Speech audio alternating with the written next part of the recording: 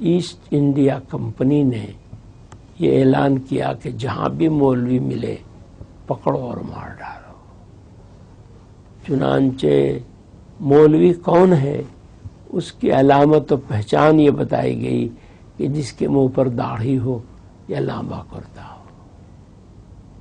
50,000 سے زیادہ داڑھی کرتے والے اس کے بعد پورے ملک میں قتل کیے گئے. دلی اور اس کے قرب و جوار میں جہاں علماء کا گڑھ ہوا کرتا تھا، بڑے بڑے علماء پائے جاتے تھے اور بڑے بڑے کام ہوتے تھے، ان علاقوں میں یہ پوزیشن ہو گئی تھی کہ لوگ اپنی میت کو لے کر گاؤں گاؤں گھومتے تھے کہ شاید فلاں گاؤں میں 12 علماء تھے، شاید کوئی وہاں مل جائے. وہاں پہنچتے تو کوئی نہیں. دوسرے گاؤں میں گئے، تیسرے میں گئے، اور جب لاش میں سے بدبو اٹھنے لگتی تھی تو بنا جنازے کے دفن کر دیتے تھے. یہ حالت ہو گئی. ایسے وقت میں جو چند علماء بچ گئے تھے انہوں نے فیصلہ کیا کہ اس لڑائی کو اگر آگے بڑھانا ہے تو ہمیں اسلامک ایجوکیشن کے انسٹیٹیوشن قائم کرنے چاہیے. اور اس کے 10 سال کے بعد 1867 میں 67 میں دیوبند میں ایک چھوٹا سا مدرسہ شروع کیا گیا. ایک طالب علم، ایک استاد. اور اس مدرسے کے وہ پہلے طالب علم تھے جن کو دنیا شیخ الہند مولانا محمود حسن دیوبندی کے نام سے جانتی ہے، جنہوں نے وہ ریشمی رومال کی تحریک چلائی اور راجہ مہندر پرتاپ کو اس کا صدر بنایا افغانستان کی گورنمنٹ ان ایگزائل کا، اور گاندھی جی کو مہاتما کا خطاب دلوایا اور آزادی کی لڑائی میں گاندھی جی کو لیڈر بنوایا. علماء نے ہی ریشمی رومال کی تحریک شروع کر کے جرمنی اور جاپان کی مدد سے انگریزوں کو ملک سے اکھاڑ پھینکنے کا پلان بنایا. بدقسمتی سے انگریزوں کو ان کے ارادوں کا پتہ چل گیا اور علماء ایک بار پھر انگریزوں کی آنکھ کی کرکری بن گئے.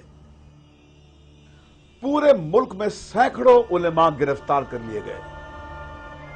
شیخ الہند مولانا محمود حسن اور ان کے چہیتے شاگرد مولانا حسین احمد مدنی کو تو گرفتار کر کے ہندوستان سے باہر مالٹا بھیج دیا گیا، جہاں کئی سال انہیں جیل کی کال کوٹھی میں بتانے پڑے. اپنی اس ناکامیابی سے علماء یہ بات اچھی طرح سمجھ گئے کہ ہنسا کا راستہ اپنا کر وہ ہندوستان کی غلامی کو ختم نہیں کر سکتے. علماء نے سن 1919 میں جمعیت علماء ہند کے نام سے ایک نئی تنظیم شروع کی اور جن آندولن کو انگریزی حکومت کے خلاف ایک نیا ہتھیار بنایا. پبلک اوپینین کو فارم کرنے میں جمعیت کا کوئی مقابلہ نہیں ہے جنگ آزادی کے. یہ سب سے بڑی چیز تھی کہ جب فیئر اتنا چھا چکا تھا لوگوں کے مائنڈ پہ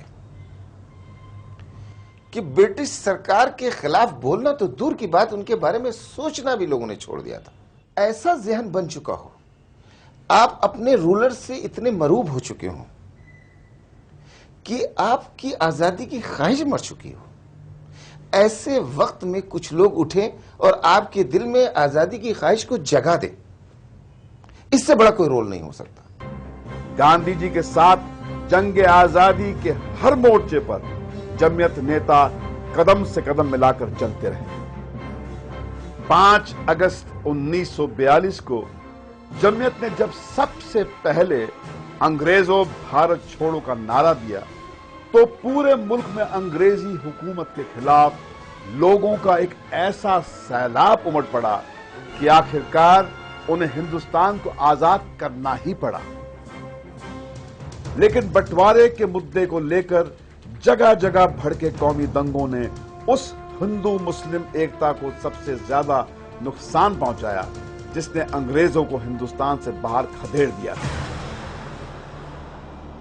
جمعیت نیتا مولانا حسین احمد مدنی نے پورے ملک کا دورہ کیا اور مسلمانوں سے اپیل کی کہ وہ مسلم لیگ کے بہکاوے میں نہ آئیں. وہ تو یہی کہتے تھے کہ تم لوگ دھوکے میں مبتلا اور ملک کو تباہ کر رہے ہو اور بہت بڑا قتل عام ہوگا. جمعیت تو بہت مخالف تھی پاکستان بننے کے.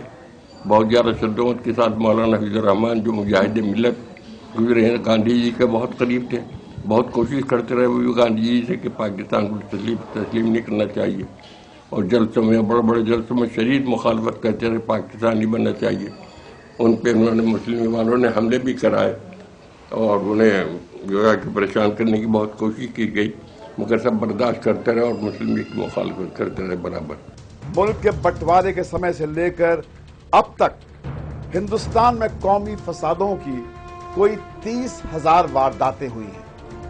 سرکاری آنکڑے بھی اس بات کے گواہ ہیں کہ ان سبھی دنگوں میں مارے گئے لوگوں میں 85% سنکھیا مسلمانوں کی ہی ہے۔ آج بھی تعلیم اور ترقی کے بجائے مسلمانوں کے سامنے سب سے بڑا مسئلہ اپنی حفاظت کا ہے۔ مٹھی بھر مسلمانوں کے ہنسا کی کسی واردات میں شامل ہونے کے شک کی سزا پوری قوم کو دی جاتی ہے، ان کا قتل عام ہوتا ہے، ماں بہنوں کی عزت لوٹ لی جاتی ہے، دنگائیوں سے جان بچانے کی بجائے پولیس اور سرکاریں خود مسلمانوں کی جان کی دشمن بن جاتی ہیں۔